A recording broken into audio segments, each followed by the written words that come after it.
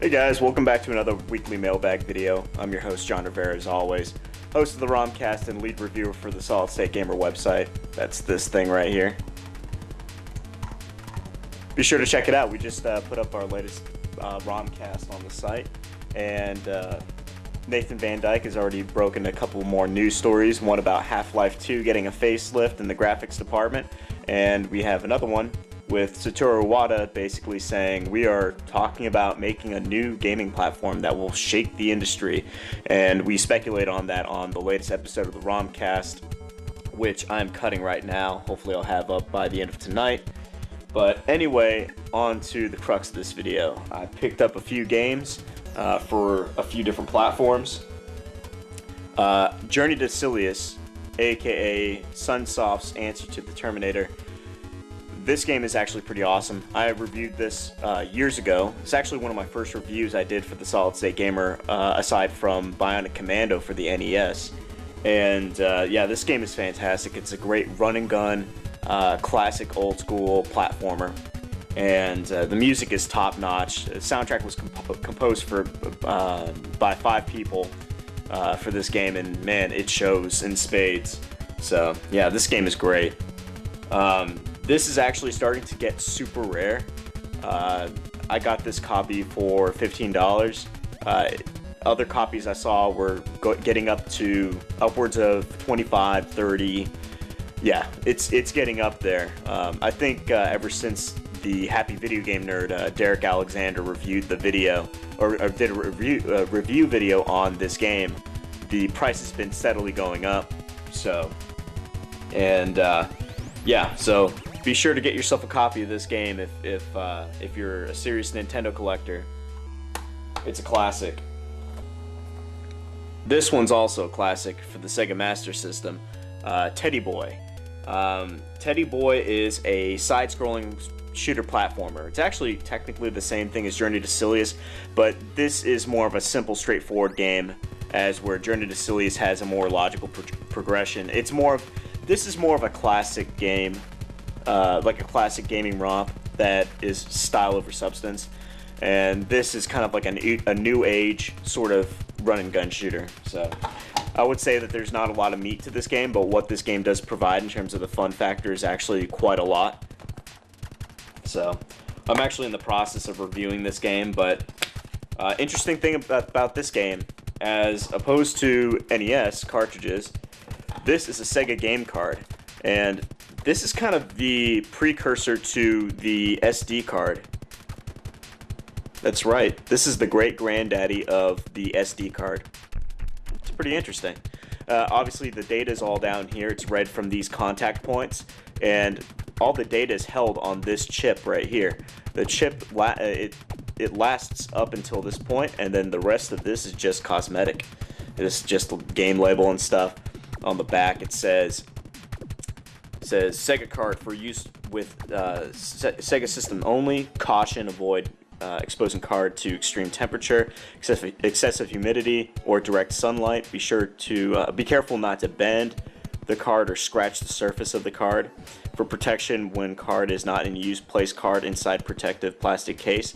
And then you can also, there's a space right here where you can put your name down to designate that this is indeed your copy of Teddy Boy.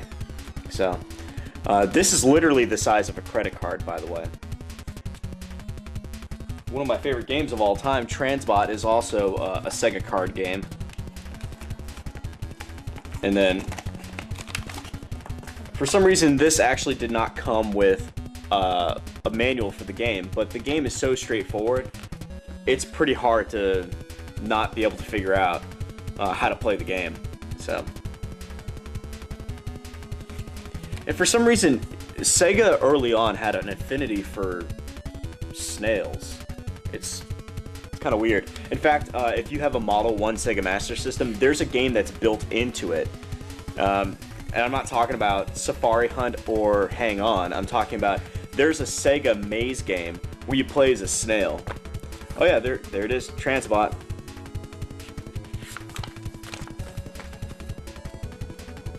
Fantasy Zone. Fantasy Zone is actually a pretty awesome game. Choplifter is pretty amazing as well. Black Belt, great beat 'em up game.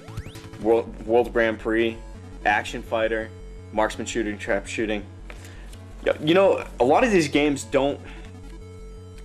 You know, they don't have. They seemingly don't have any character from the outset, but there's so much fun to be had with Sega Master System games, because most of them were designed by Sega in-house, because they didn't have a lot of third-party support. And by the way, the main character of Action My Hero, he looks like the main dude from Takeshi's Challenge, the Famicom game. I don't know if that was intentional or not, but the likeness is uncanny. But that's the little game catalog from 1986.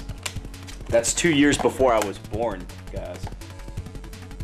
Okay, what else do we got? Well, let's show off this one right here. I bought a copy of Zone of the Enders. This was actually cheap.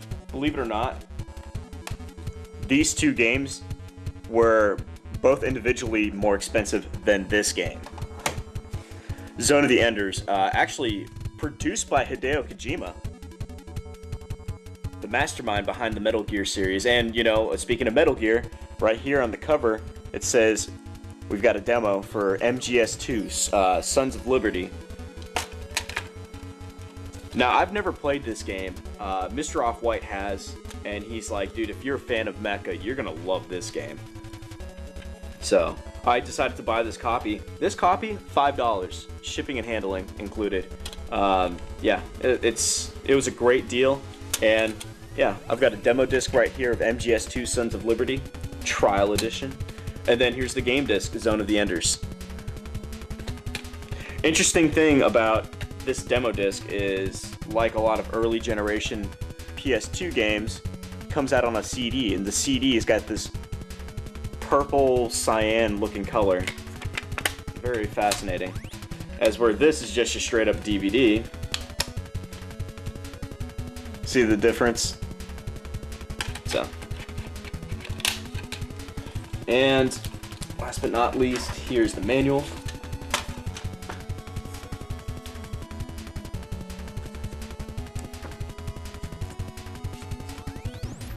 So this is the manual for Zone of the Enders.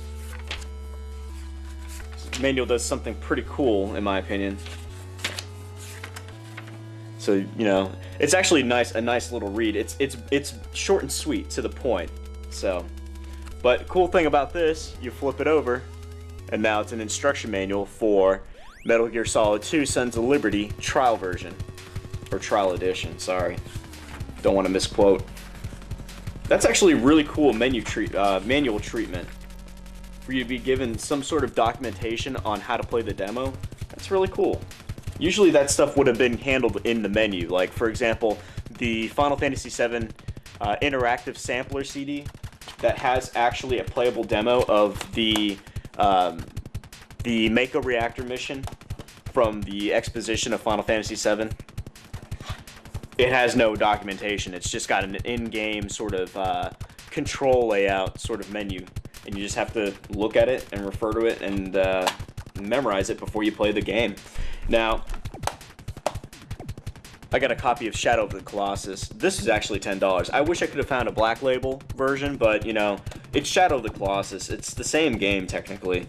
But, yeah, this is a game that my brother bought, and when we split our PS2 collection, he took half, I took half, and he got this game, which is unfortunate because it was one of my favorite games for the PS2. This game is actually the closest thing that you're going to find to a next-gen Legend of Zelda than any other Legend of Zelda post the original. And the reason why I say that is because it's such a game of mystery and self-discovery. As where future Legend of Zelda games follow such a linear formula. You know you're gonna have to go to this place first and that place next and stuff. The game basically it doesn't guide your hand, but it's quite obvious to anyone with any semblance of intelligence that you can only go to certain places at certain times in future Legend of Zelda games. That wasn't the case with the first one. The first one was very non-linear. You could go. I accidentally stumbled upon the third dungeon first. My first time around playing the original Legend of Zelda, and this is no exception. You can stumble upon any sort of Colossi at any moment, depending on what part of the world you're in, and nothing is explained. You know, it really is like this big world for you to explore. I enjoyed that about this game. I enjoy Shadow of the Colossus like I enjoyed Shenmue. And it's just one of those things where you just, I mean, it's not a game that's for everyone. But if you're one of the people that this game is for, basically, you know, an inquisitive mind that doesn't mind, that enjoys the aesthetics and just the beauty of the world and don't mind just running around in it, exploring and finding out new things, then this game is clearly for you. And actually, this is my favorite sort of game. I mean, I do like games that are pretty straightforward and pretty linear and stuff like that.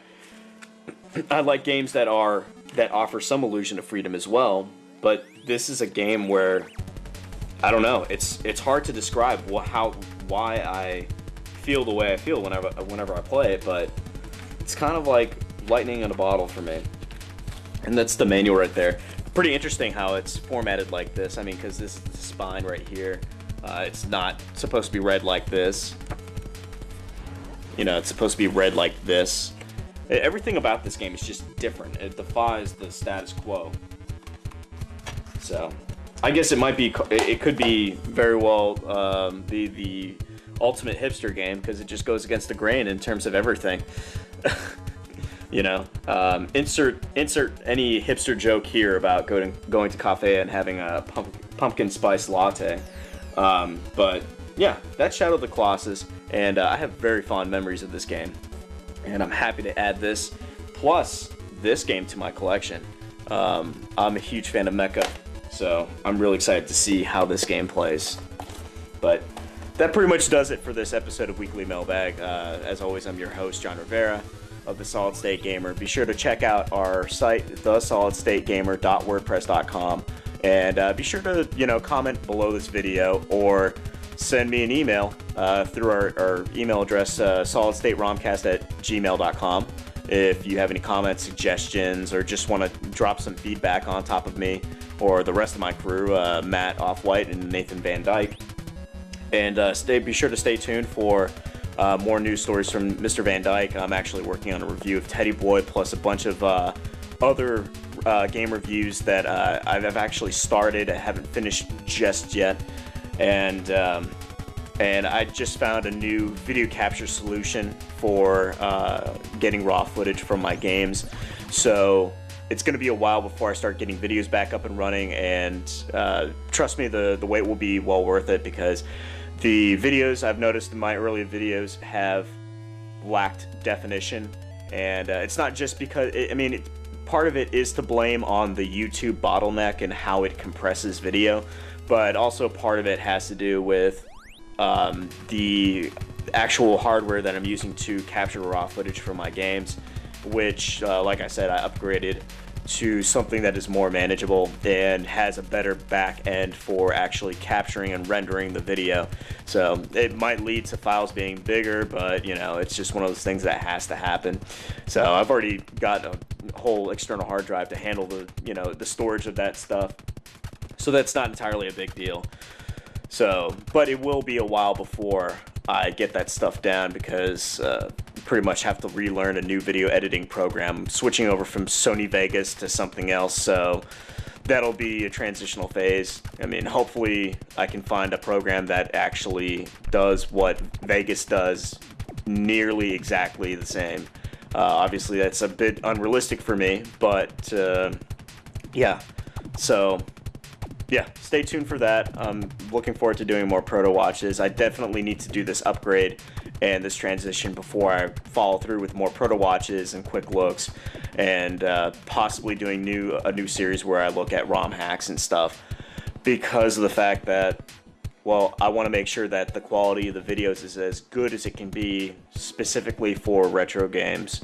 So that's very important to me. I want the site to not just be a repository for game reviews and stuff, but if someone wants to be educated on how a game works and stuff, and maybe it tell them if it's worth their time or not, I want our videos to show the whole thing and in its original integrity.